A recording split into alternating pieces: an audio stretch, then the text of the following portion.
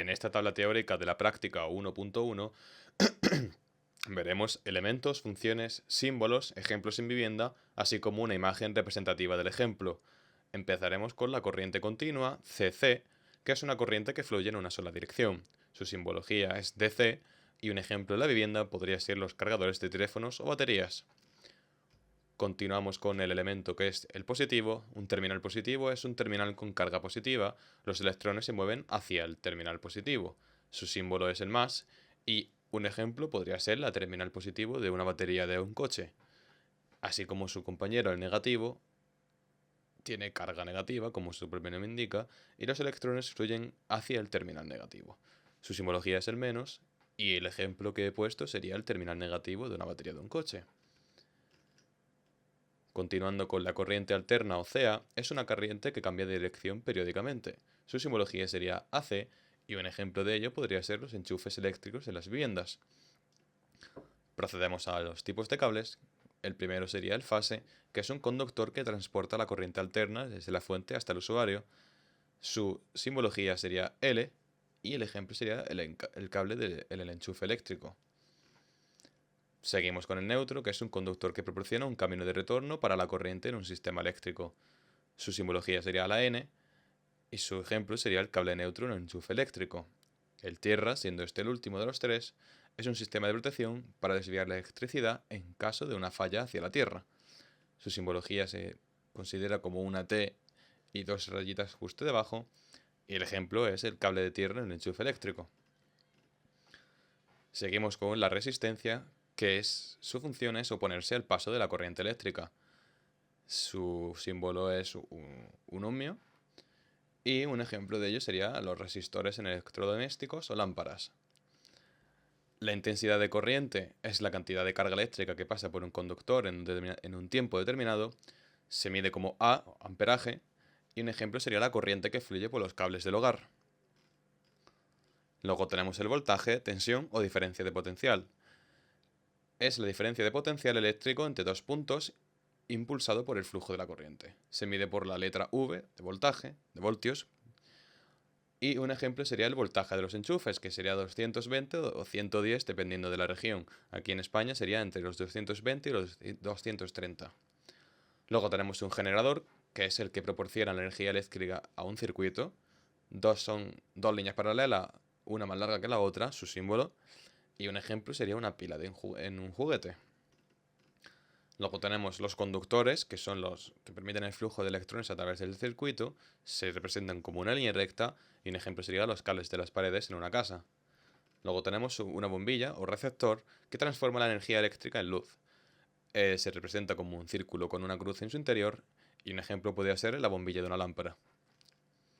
Seguimos con otro de los receptores, que es el motor, que transforma la energía eléctrica en movimiento. La simbología que tiene es un círculo con la letra M en su interior y un ejemplo de ello podría ser el motor de una lavadora. Continuamos con el interruptor, que controla el flujo de la corriente. Se representa como una línea con un pequeño espacio en el medio y un ejemplo de ello podría ser el interruptor de la luz. Continuando con la tabla, tenemos el fusible, que protege el circuito de sobrecargas o cortocircuitos. Se representa como un rectángulo con un hilo delgado en su interior y un ejemplo de ello podría ser el fusible en un cuadro eléctrico. El interruptor diferencial protege a las personas de contactos indirectos o directos. Se representa como el símbolo del interruptor con la letra F y el ejemplo de ello podría ser el interruptor diferencial en el cuadro eléctrico.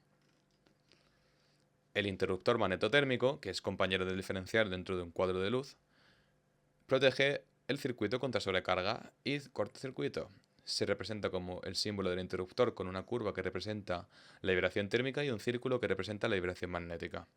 El ejemplo de ello podría ser el interruptor magnetotérmico en el cuadro eléctrico. Y por último tenemos a la toma de tierra, que proporciona un camino de baja resistencia a tierra para las corrientes de falla. Se representa por tres líneas horizontales en longitud decreciente y uno de los ejemplos podría ser la toma de tierra de los enchufes. En la siguiente tabla teórica vamos a ver el multímetro, los símbolos que puede tener, qué mide, unidades en las que los mide, rango, cómo se mediría y para qué se usa.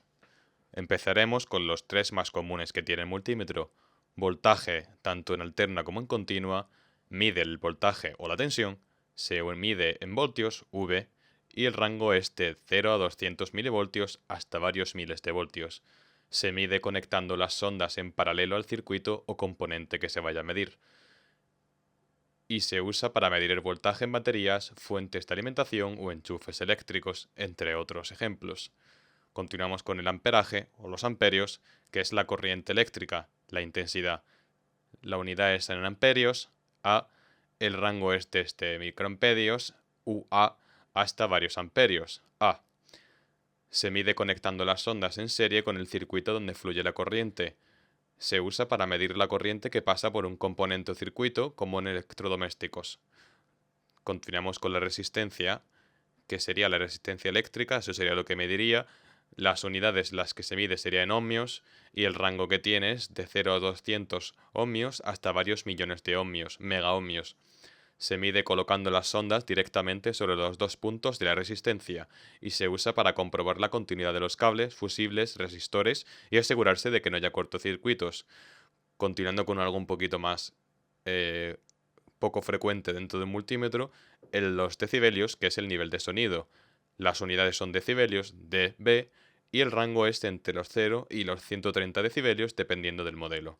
Se mide usando la función de medición de sonido, colocando el multímetro cerca de la fuente sonora, y se usa para medir el nivel de presión sonora en entornos de trabajo o en la realización de pruebas acústicas.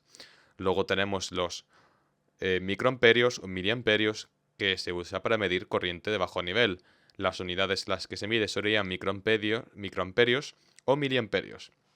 El rango es desde los 0 a 200 microamperios hasta los 0 o 10 amperios.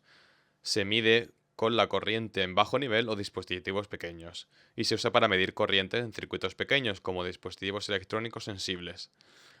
El dioide es el siguiente símbolo, mide la prueba de diodos, no tiene ni unidad ni rango, y se mide colocando las sondas en los terminales de diodo. Se utiliza para comprobar si un diodo está en buen estado, asegurando que conduzca en una sola dirección.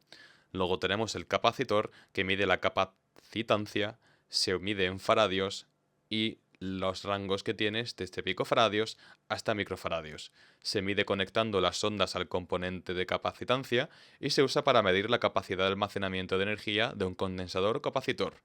Continuamos con la continuidad, que mide la comprobación de continuidad, no tiene ni unidad ni rango, y se mide con el sonido de la señal cuando hay continuidad. Quiere decir que cuando conectas de un extremo a otro, si emite un pitido, está correctamente midiendo la continuidad.